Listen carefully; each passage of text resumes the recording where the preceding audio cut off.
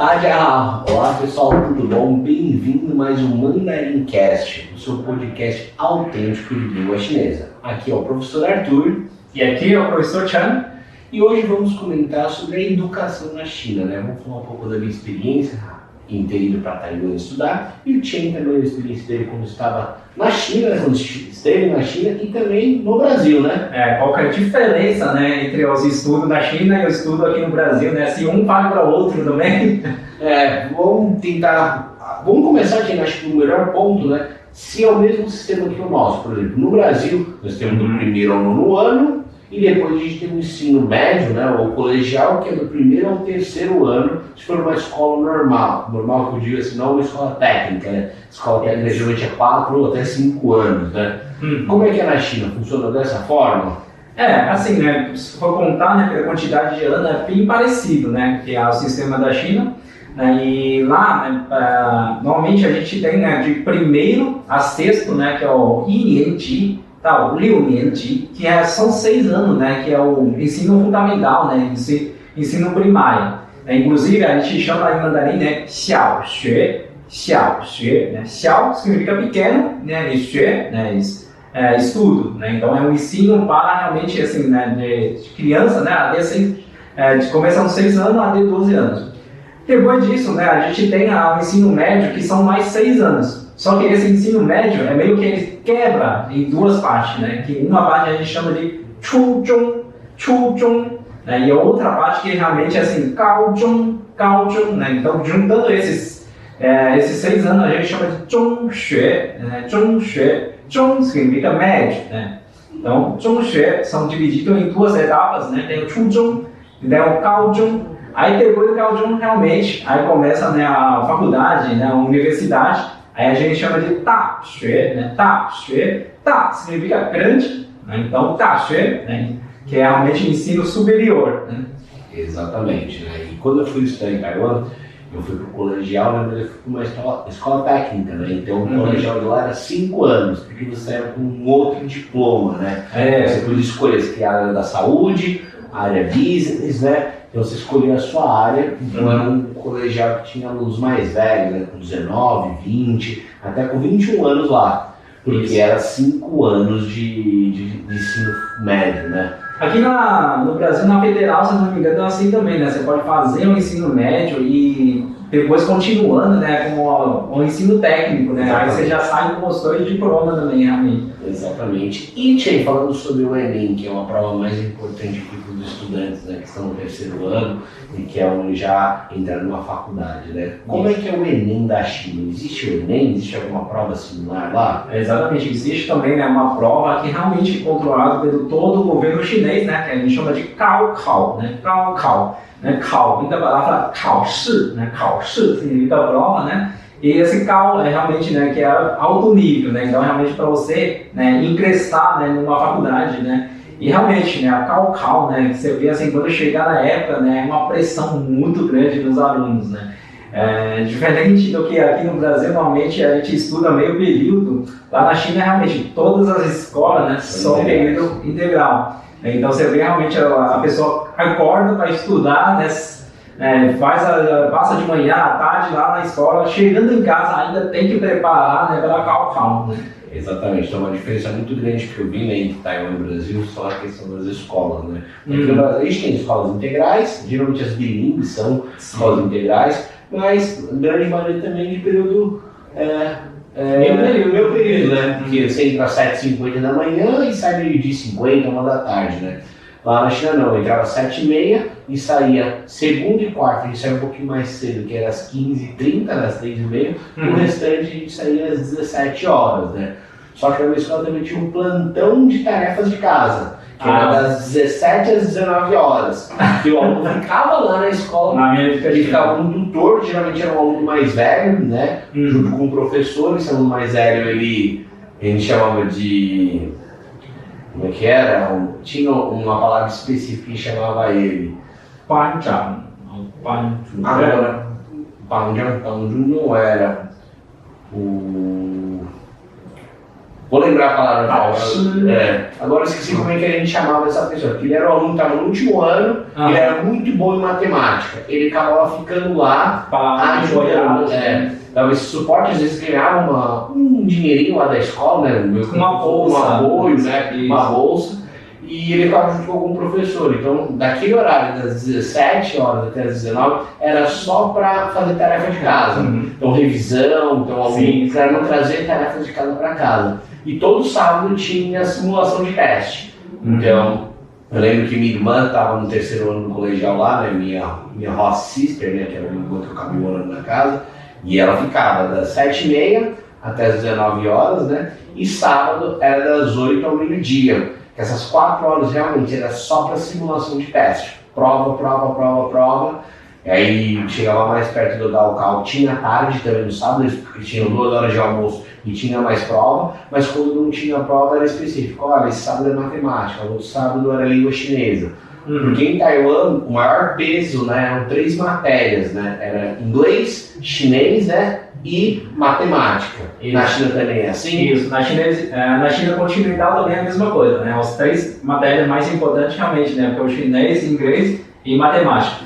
Então eu lembro até lá, né, o ensino primário, você pode ir mal nas outras matérias, mas esses 3 você tem que realmente assim, passar em cima da média, né?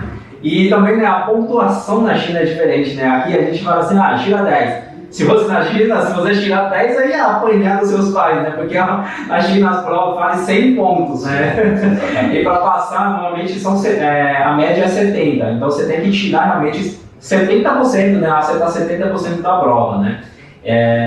Assim, né? Essas outras matérias que fora, né, o chinês, inglês e matemática, se você tirar acima de 50, às vezes o professor considera deixar você passar, né?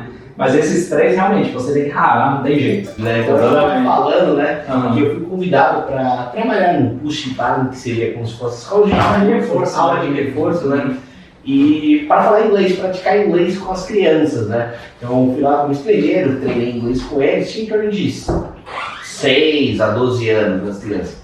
E depois que acabou o inglês, eles começaram a fazer exercício de matemática. E eu fiquei, assim, complexo. A forma que eles faziam a matemática era muito rápido, era exercício assim, que eu tinha aprendido na 7ª série. A matemática na China é muito mais avançada, eu lembro realmente. É verdade, você veio para o Brasil, você sentiu isso quando você veio para o Brasil? Sim, com certeza. Quando eu estava lá, para você ter uma ideia, né? Antes de começar uma aula de matemática, aos 10 a 15 minutos antes, né, o professor te dá toda a aula tem uma folha assim com um monte de cálculo, são aqueles cálculos básicos, realmente para você treinar, para você memorizar. Então muitas vezes, né, aquela tabuada, né, que a gente leva um bom tempão para decorar, na China você já meio que já tem que conseguir decorar isso no primeiro, segundo ano, né? Então realmente eu sinto, quando eu cheguei aqui no Brasil, né, eu vi que meio que lá, assim, comparando como fosse 2 anos adiantado do que aqui no Brasil, assim. Então eu lembro que, quando eu cheguei aqui no Brasil, né, não sabia falar nada de português, mas eu fechava sempre a matemática com 10, né, em português tirava a nota 1 ou 2. Então, realmente, quando você veio aqui para a 5ª série do Brasil, né, e você fez a 5ª série na China, você viu uma diferença muito grande. Muito grande, realmente, porque na 5ª série você já aprende, né, aquelas... como que é? Raiz quadrada, aqueles cálculo do x, y, e aqui no Brasil você viu essa falta, né? Realmente eu percebi que lá as criancinhas aprendiam coisas muito mais rápidas, né? Até eu vi o caderno da minha irmã e falei, nossa, isso é coisa que cai em faculdade, porque eu não lembro de cair no colegial isso, né? E olha que fiz uma escola que tinha um cursinho bem forte, né? Que eu ficava admirado com o quanto eles já sabiam de matemática, né? Realmente, e matemática é uma matéria mais importante, né? Uma das matérias mais importantes também. Inclusive, né, quando eu estava na China, eu até participei também da Olimpíada de Matemática, eu nunca estava lá. Né? E fiquei ainda no terceiro lugar ainda da minha região. Né? Sério? Então você era bom em matemática. Realmente, né? Por isso que eu falei, quando eu cheguei aqui, tirava 10 em matemática, mas português era 1, 2. E esse bem difícil. E como foi esse processo seu de aprender português? É porque muito aluno assiste a gente acha que porque a gente sabe falar chinês, né? Que é difícil, que é impossível para ele. Mas você aprendeu o português, então foi tão difícil? para você, assim? Aprendi português do zero também, realmente. Cheguei aqui no Brasil sem saber nenhuma palavra, né? Nem saber um oi, né? Daí, até inclusive assim, né, que a primeira palavra que eu aprendi em português é pastel, né? E muita gente já associa chinês com pastel, mas realmente, quando eu cheguei aqui, a primeira palavra que eu aprendi foi isso, porque era, né, que tem muito pastelaria aqui, né, na Baixada Santista. Então era a primeira palavra que eu aprendi realmente para sobreviver, assim, né, para trabalhar, ajudar, né, a família e tal. E assim, muita gente pergunta assim, poxa, você fala muito bem, né, português, quanto tempo, né, você conseguiu realmente assim, né, usar o português para comunicar com alguém, né? Se é mais, assim, se chinês é mais difícil do que português ou não? Realmente, para mim, né, realmente consegue estabelecer uma comunicação foi depois de 2 anos. Porque no início, né, você não, realmente, sem saber nada. Então, qualquer coisa, né, qualquer pergunta, eu só falava assim, sim, sem saber nada do que a pessoa estava falando. Aí depois, né, no seu processo de aprendizagem, você consegue ouvir, né, escutar, consegue entender, mas você tem a dificuldade, né, de montar as frases. Por quê? Por causa que a estrutura gramatical em chinês é muito diferente do que o português. Que é o idioma chinês é muito baseado na lógica. Já que em português a gente tem muitas regras gramaticais, né? Sujeito, verbo, né? Adjunto, adnominal, adjunto adverbial, essas coisas. Então era muito difícil para você montar uma frase e responder a pessoa. Então no início você meio que pegar uma frase em português, você traduz tudo para chinês, aí você pensa a resposta em chinês, você monta a frase e traduz de volta em português e ainda errava a gramática. Realmente, acho que esse caminho de ir traduzir, voltar para outro idioma, você acaba se perdendo ali no caminho. Dificultando. Inclusive, né, eu tinha um dicionário, comecei a usar um dicionário e meu tio ele me proibiu de usar o dicionário, né, ele pegou meu dicionário e respondeu. Inclusive, ele fala assim, você tem que aprender na marra, você tem que usar, né, na conversação do dia a dia, porque se você fica muito assim, dependendo da tradução, isso te prejudica, porque realmente a gramática chinês nem sempre você pode assim, traduzir literalmente para o português, né? Então você vê muitas coisas, a gente faz uma tradução literal, não faz sentido, né? Exatamente, né? E o processo de aprender mandarim é o mesmo, o pessoal passa por esse mesmo processo, né? Você tem um processo que você começa a aprender as coisas básicas, né? Você acaba ouvindo mais, entendendo mais e se expressando. Porque você acaba cometendo muito erro, aí você acaba ficando com medo de falar, mas conforme vai passando o tempo, você vai tendo essa fluência, né? A fala vem logo em seguida. Por isso eu falo que o listening, né, que é a parte de escuta, vem primeiro do que a fala. Como se fosse um bebê, né? O bebê ouve mais, ouve. E vai repetindo, vai soltando. E vai ficando tagarela, cada vez falando mais. E é o mesmo processo, né? Ele ouviu muito, né? Então, pro aluno é a mesma coisa. Você vai acabando ouvindo bastante mandarim e depois você vai se soltando e falando. Você vai tendo essa confiança de falar. Eu acho que assim, né, para um brasileiro aprender, né, o mandarim, ainda tem uma facilidade por causa do pinyin. Porque o pinyin, né, que é o sistema de romanização do chinês, ele também usa como base as letras em latim. Então, se a gente for analisar, tem muito som, né, das letras, é bem próximo ao português, né? Então, o A é o A, né? O é o O, o I é o I. Exatamente. Então, essa parte também me ajudou bastante na hora de aprender o português, né? Exatamente, então o PIN tem esse lado bom, né? Tem o seu lado negativo, que algumas palavras são totalmente diferentes, não pode confundir, né? Porque a nossa língua materna é o português, geralmente o segundo idioma é o inglês, então você quer puxar entre um e outro, né? E tem algumas pronúncias que são totalmente diferentes, né? Mas só essa cautela que você tem que ter no começo, né, do estudo, né? Tem um bom professor que possa te guiar, ouvir sua pronúncia e te corrigindo, né? Conforme vai avançando, né? Fica automático, né? Que nem hoje eu não penso para falar mandarim, né? Que nem você não faz essa tradução. Se você me fala em mandarim, eu respondo em mandarim e penso em mandarim. É só quando eu vou aprender um vocabulário novo que eu posso fazer uma associação com o português. Como é que é parede? Eu não sei o que é parede, alguém fala, tchampi. Aí legal, faço associação, parede com tchampi. Nesse sentido, né? Mas é só quando tem vocabulários novos mesmo, né? Porque a estrutura já vem montada, né? Então eu sei como funciona o idioma em si para criar as palavras. Realmente, né? Que tem muita gente até me pergunta, mas hoje, quando eu faço uma pergunta para você, você pensa em chinês ou você pensa em português?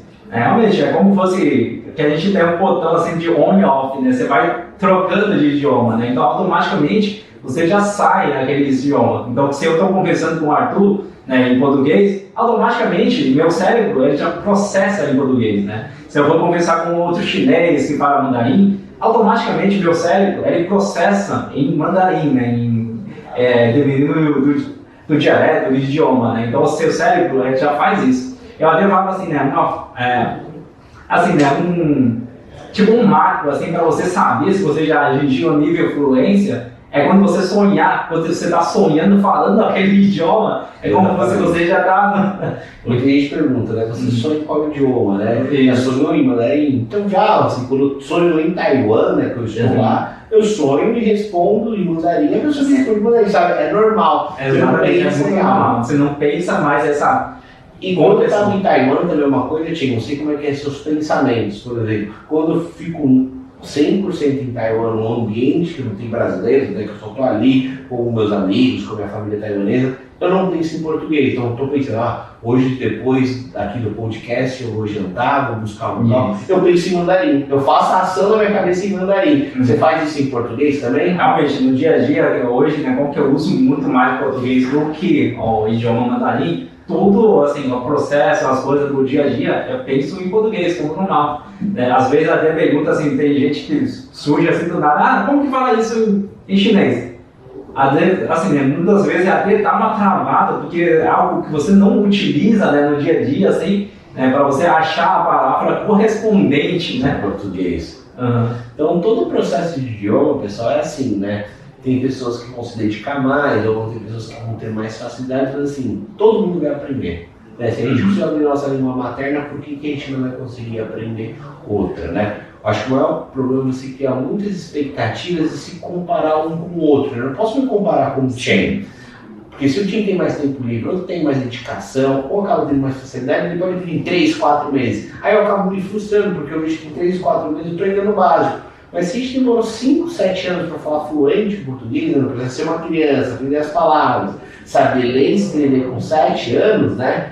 Teve um processo de 7 anos. Então, o idioma é assim, né? E lembrando, muitas pessoas só estudam 2 horas semanais de um idioma. Sim, que é o tempo de uma escola convencional, né? 2 horas semanais. Então, não pode exigir milagre, né? Você está fazendo 2 horas semanais. Então, pensa num prazo, que é 4 anos, 5 anos. Claro que 1 ano você já vai ver uma baita diferença, daqui a 2 anos você vai ver uma outra baita diferença. Se você contar do seu marco zero para 1 ano, você aprendeu muito, para o seu segundo ano, você aprendeu ainda mais. E é assim, é um contínuo, que eu faço mandarim até hoje, e eu estou desde 2008 estudando mandarim, eu tenho professor de mandarim até hoje, eu não paro de estudar, porque eu gosto de estar aprendendo coisas novas. Que nem muita gente, né, antes de começar a aprender, já vem aquela pergunta, quanto tempo que eu preciso estudar, assim, né, quanto tempo eu preciso para atingir o nível fluente? A gente sempre fala, né, vai ter entendendo que tipo de fluência que você precisa, né? Então, se você for ver, nenhum chinês domina totalmente o idioma chinês e nenhum brasileiro domina 100% o idioma português, né? Então, realmente vai dependendo da sua necessidade. Então, se você for trabalhar com um determinado assunto, você tem que dominar aquele assunto como você vai falar aquilo em mandarim, né? Eu quero fazer importação e exportação com o chinês, então realmente você foca, né? Você coloca seu foco para aprender as palavras relacionadas a esse determinado assunto. Exatamente, depende também que a gente falou, o nível acadêmico que você quer. Então, por exemplo, eu quero viajar para a China, Arthur. Eu quero viajar para a China e não usar o inglês. Eu quero pegar meu táxi, eu quero chegar na recepção do hotel, fazer o check-in, eu quero ir nas minhas lojas comprar meus produtos. 1 ano, 1 ano e meio de mandarim, você consegue fazer tudo isso. Não, eu quero fazer uma pós-graduação na China aprendendo tudo em chinês. Pessoal, é uma outra linguagem, né? Você não vai usar os ideogramas das palavras convencionais do dia a dia, você vai usar linguagem acadêmica, que vai exigir um chinês de 4, 5 anos, é um outro mandarim. Então, depende muito do nível que você quer atingir. Como a gente falou, você quer fazer uma pós-graduação? É um outro nível. Não, eu quero só viajar. Não, eu quero fazer negócios com chineses. Um outro nível. Então vai depender qual é o seu objetivo com o idioma. Por exemplo, eu me acho muito bem no inglês. Eu não tenho o melhor inglês, mas eu consigo fazer tudo o que eu quero em inglês. Se você me der um livro, sei lá, de Shakespeare, talvez eu não consiga ler aquele vocabulário. porque é um vocabulário muito antigo, uma literatura que eu não consigo. E tem gente, amigos meus, que amam esse tipo de inglês, que estudam, mas para mim eu quero viajar, conversar com outras pessoas, fazer negócios, eu consigo com o meu inglês hoje. Mas eu não consigo ler um livro de literatura. Mas no mandarim não, eu já quero ler um livro de literatura, então eu gosto de ler os livros de literatura, ler poesia, então para mim eu quero ter um chinês melhor para conseguir ler essas coisas. Então o meu objetivo com o mandarim é diferente do que com o inglês. Exatamente, porque realmente vai depender muito do que você quer, né? Então você corre atrás daquilo que você precisa, né? Até eu e o Arthur, né, às vezes a gente pega algum serviço de tradução, né? Eu lembro, teve uma vez a gente foi fazer uma tradução sobre os produtos químicos. Eu não sou formado nessa área, então realmente eu tenho que correr atrás, pesquisar para entender como que isso funciona, né, no site chinês, para entender, né, os elementos, né, tem que pegar a tabela periódica de volta. Eu acho que essa tradução é aquela de contabilidade, né? Exatamente, o ativo, passivo da empresa, a gente tem que fazer o ativo passivo em mandarim, tem coisas novas que eu aprendi na faculdade, então termos técnicos, mas eu não sabia como esses termos técnicos em mandarim. Sim, exatamente. Tive que ir lá pesquisar, ler livros de contabilidade em mandarim para poder saber, opa, é esse vocabulário correto que se usa nessa situação. Realmente, né, quando a gente quer começar, né, a aprender um idioma, o mais importante, né, não é ficar pensando quanto tempo e tal, e sim, escolha aquilo que você gosta de fazer e corre atrás daquilo que você gosta de estudar, né? Não adianta você forçar seu cérebro para memorizar vocabulário, para decorar frases, expressões, gramática. Isso não vai ajudar em nada, né? Depois você passa um tempo e você acaba esquecendo. Então, se é alguma coisa, né, que é prazeroso, que você gosta de fazer, realmente aquilo fixa no seu cérebro, né? Exatamente, né? E, assim, claro, todo mundo tem um objetivo final, né? Faça um objetivo tangível, né? Então, o meu objetivo é aprender 2.000 palavras, né? E crie mini metas, né? Olha, quando eu chegar a 100 vocabulários, eu vou fazer uma comemoração. Comemore! Olha, quando eu chegar a 300, agora eu vou comemorar. Quando eu chegar a 500, cheguei em 1.000, metade. Crie essas mini metas para sempre te deixar motivado, porque se você pensa numa meta muito longe, eu quero aprender 2.000 ideogramas, é possível, com certeza, mas é uma meta muito longe, então no meio do caminho você pode ficar desanimado. Sim. Porque vai ter frustrações com qualquer idioma, vai ter momentos que você vai estar estudando muito, você está decorando um monte de coisa, aprendendo um monte de coisa, vai ter momentos que você vai ficar estagnado, que você parece que não está aprendendo nada. E é um ups and down, né? Sobe e desce, qualquer idioma. Então, crie mini metas para você poder até mensurar melhor o seu progresso, né? É importante, é muito importante essa persistência e essa resiliência, né? Exatamente. Então, você tem que estudar contínuo, né? Então, a gente fala, né, que tem uma meta inalcançável, é apenas um sonho, né, que você nunca vai atingir. Então, se você quebrar em vários objetivos pequenos, várias metas pequenas, fica mais fácil você conquistar e você sente mais prazer, né, de fazer aquilo. Se sente realizado, né? Exato. Bom, pessoal, hoje foi um pouco mais da experiência, né, eu aprendi mandarim, né, do Chen, aprendi português, e também de alguns alunos, algumas frustrações e também sucesso de alguns alunos ao aprender um novo idioma, né? Exatamente. Então, eu espero que vocês tenham gostado desse episódio, né, do nosso Mandarim Cast. E se vocês tiverem, né, qualquer sugestão, crítica, pode colocar nos comentários. Né? Se você tem algum tema, gosta que a gente discutir também, falar e trazer, né, para debater, coloca também nos comentários. E não esquece de curtir e seguir a gente. Exatamente, compartilha esse vídeo, é muito importante para aquelas pessoas que estão começando a aprender mandarim. Siga nosso Instagram, que lá a gente coloca dicas todo dia de mandarim. E vejo você na próxima quinta-feira com mais um Mandarim Cast. Zaijian! Até a próxima! Zaijian!